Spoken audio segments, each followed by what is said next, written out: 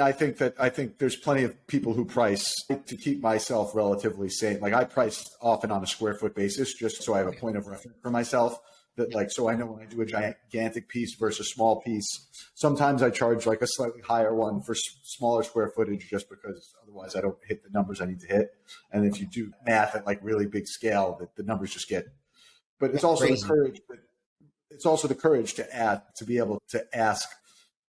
It's also the courage and just the fact that people are willing to pay these things for your work. I always find it's very rewarding. Like I think it's like the most amazing feeling in the world.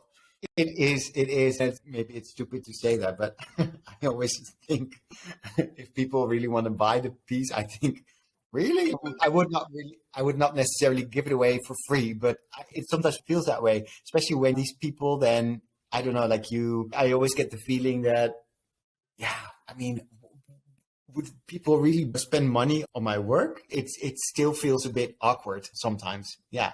But then again, I guess it's also, you get used to it. And that's also why I like working with the gallery, because they take over that salesman. They keep it separate. Right. Exactly. There's something about the separation between artist and purchaser that is now. So you have one main gallery, but is that globally, or do you have different galleries for different geographic regions?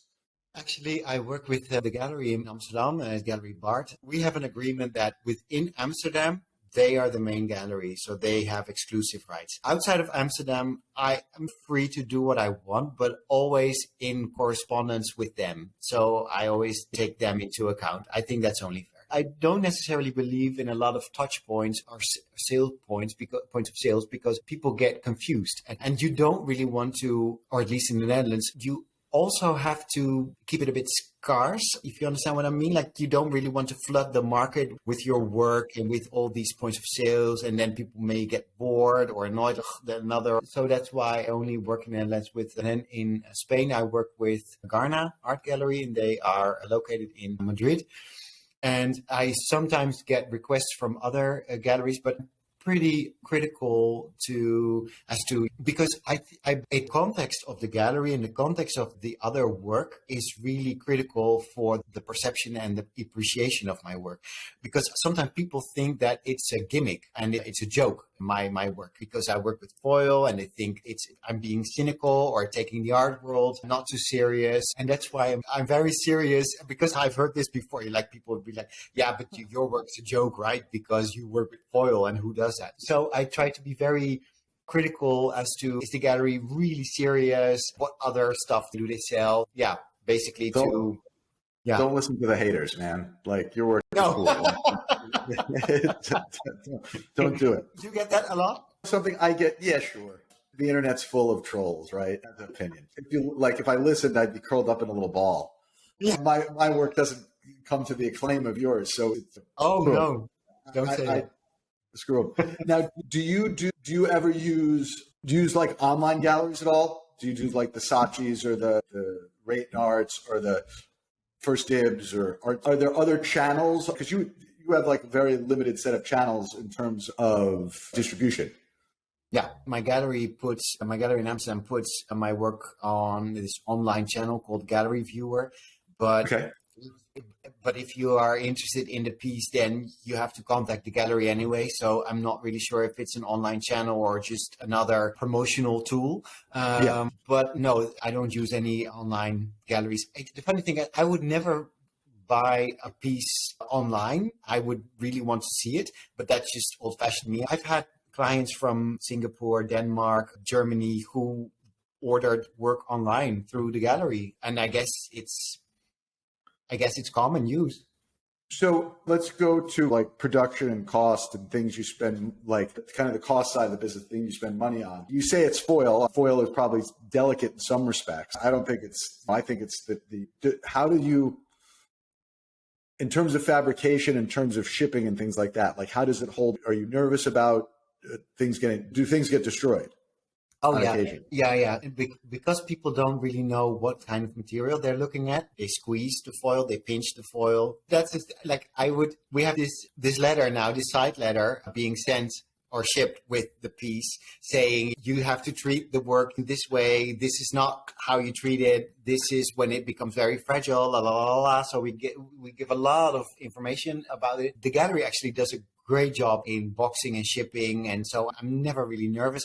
However, I recently shipped one piece myself to Madrid, and then when I see the pictures, I think, yeah, it holds up, but I'm not sure. It's very delicate. We are now looking into presenting the pieces in these large glass boxes where you can actually ship them and also, present them in your homes in a safer way. It's really beyond me why anyone would actually pinch or pluck on a piece of art. It's insane. And still, I have 2 or 3 times a year I get this request from people saying, "I'm sorry, but the maid pinched the work. Can you do something about it?" And it's always never, the maid, I'm sure.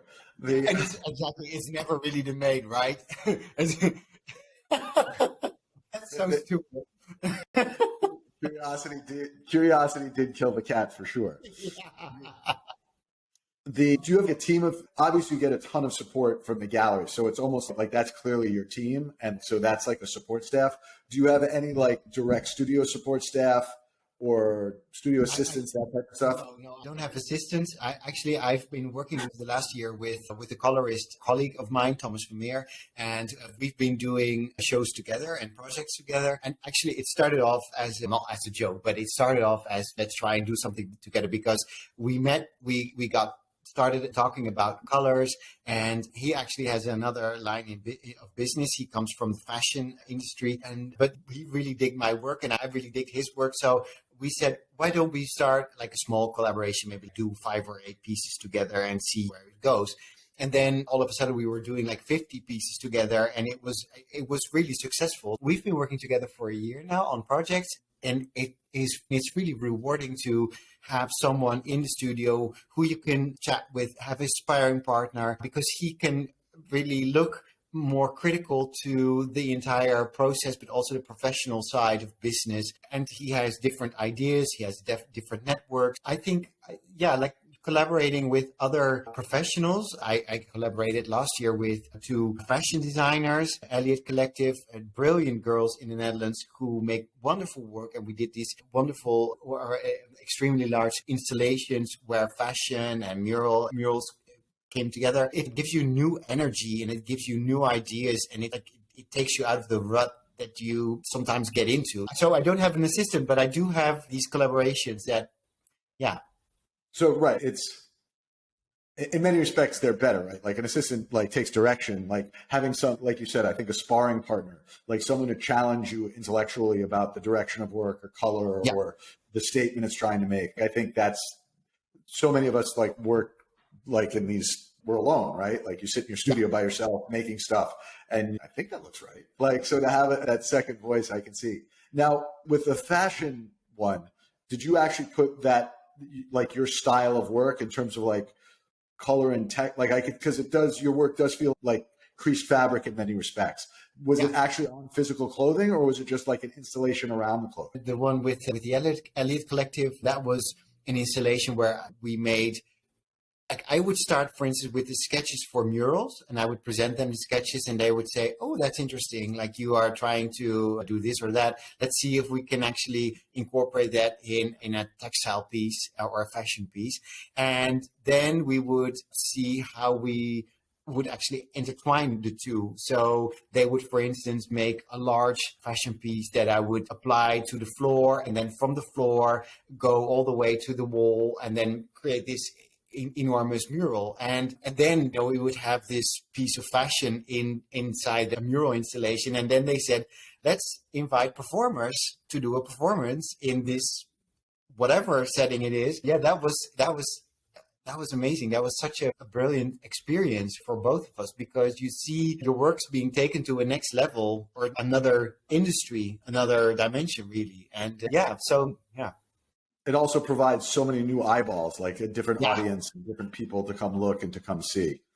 Absolutely. Now, when you get these collaborations, are these people who like knock on your door? Are they brought by the gallery? The gallery asked me 2 years ago, why don't you think of collaborating with someone else? It might be anyone, because they have this program where they would invite artists to collaborate. And then I said, I've always wanted to do something with fashion. Why don't I look for fashion designers? And then they said, we know these young fashion designers straight from uni, so why don't you have a look around? They had a short list of 5 or 6 of them. And I said, I like these two. I don't really know who they are, but I like the work that they're making. And it turned out that they had already started collaborating between the two of them. And so that was coincidence, but that was how the collaboration came about. And they're 25 and I'm 46, right? So it felt a mentor kind of mentorship. But I didn't need to tell them anything. Like at one point they were giving me directions in terms of color and fabric and stuff. So that was really insane. And the other collaboration with Thomas Vermeer, I wanted to introduce him to the gallery, because I thought we had been talking about color and other projects. And I thought, why don't I ask him as a curator for the gallery? Because then he could do something around color theme and then maybe create this entire style chamber around one particular color and then invite artists. So I saw all these opportunities for him, and we started talking. And then I thought, yeah, sure, I'm going to introduce him to the gallery, but I want to also make work with him, because this is so interesting. He had all these different points of view on color and on the foil that I was working with. Yeah, so that's basically how it comes about. Like just be curious and see where it can take you. Now, in terms of the financial components of that, like when you guys are doing when you guys do a collab and that sells, that's one thing. Like when people come to you though, do people come to you with a budget, or do you kind of figure it out? Or you wing it? I think 2 years ago here in the Netherlands, they came up with, I'm not sure how you call it in English, but they come up with a program where they would actually reward artists according to the type of exhibition that you were invited to. So let's say you have an exhibition where you hang one piece on a wall, then boom, that's 500 euros participation fee. And if you are asked to do a larger piece, then you get more. So there's this rewarding system now. If we do other projects, for instance, Thomas and I did a project with Stephanie Jansen, a singer here in the Netherlands, and she asked us to create an artistic world for her and a visual world, and then also do fashion styling and create a mural piece for the artwork for her album. And so we just looked at the amount of hours that we would spend as you put into it. And then also, because we know her, she's a friend of ours, so we had to make it like budget-friendly proposal. Yeah. So I look at the amount of hours that go into it. Then I also look at the artistic value of the project. And I think what also matters is the market that you're into, because the Dutch market, and that's very interesting, I think, people here in the Netherlands tend to buy small pieces of art. So it's 500, 700 euro. That's max for a lot of people. Whereas in Madrid, I started working with the gallery 2 years ago, and I sent all these smaller pieces to them because I thought that's going to sell, right? And they said, thank you very much. But here in Madrid, people like large art. We don't really care about the smaller pieces. Why don't you come over and make these large panels instead? And I thought, okay, thank you for having me. So I went there last year, they did a fair with them, and I made these extremely large panels, like a 3, and they sold it. And I was just amazed. And they sold it to a collector from Lisbon. It was like large pieces, 2 meters high, and he didn't care. He thought, this is nice work, and let's just buy the 3 of them. So now, for something like that, like you said, was it easier for you to travel and fabricate there than it was to fabricate in your studio and then ship? Yeah. Yeah. I've been thinking, I have a question for you, because you work with like really interesting detailed color. Do you work with the foil maker to make custom colors, or do you have No, only. Yeah, that would be like a next step. Right now, I can choose from, I think, up until 100 colors or so. And then you also have these transparent foils. I'm always looking, if I don't really get the color that I want, then I can add the transparent foils and see if I can end or mix them. But it's a bit like, it's a tricky situation, because I started working with duct tape and then foil because the material really limits me. And I work really well in confined situations. So I need a sort of limitation in order to go in deep. So if I have full freedom to choose whatever color I want, then I don't know, like my head will explode probably, because then like the options are limitless. And that's something that I sometimes struggle with. So I'd rather have these limitations for now. And maybe at one point I can take the freedom and then ask if they can develop something for me. But right now it's limited. I think they call that the paradox of choice. Oh, really? It's a phrase, right? It's often they say some of the better designs and best designs come from the limitations, right? When you can only use X or Y, and when you have too much choice, like when it's blue sky and it's infinite, it's often harder to create things that are interesting because there's just too much going on. Yeah, I can definitely relate to that.